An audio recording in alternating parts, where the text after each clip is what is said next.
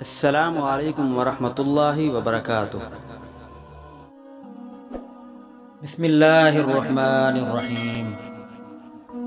ابو ہریرہ رضی اللہ تعالی عنہ بیان کرتے ہیں، رسول اللہ صلی اللہ علیہ وآلہ وسلم نے فرمایا، جب تم میں سے کوئی دعا کرے تو یوں نہ کہے، اے اللہ اگر تو چاہے تو مجھے بخش دے، اگر تو چاہے تو مجھ پر رحم فرما، اگر تو چاہے تو مجھے رزق عطا فرما، بلکہ اسے چاہیے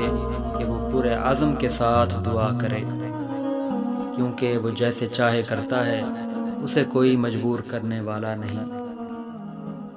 ابو ہریرہ رضی اللہ تعالی عنہ بیان کرتے ہیں، رسول اللہ صلی اللہ علیہ وآلہ وسلم نے فرمایا،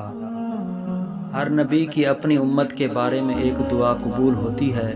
بس ہر نبی نے دعا کرنے میں جلدی کی، جبکہ میں نے اپنی دعا کو اپنی امت کی شفاعت کے لیے روز قیامت کے لیے چھپا رکھا ہے، اور وہ شفاعت انشاءاللہ ہر اس شخص کو پہنچے گی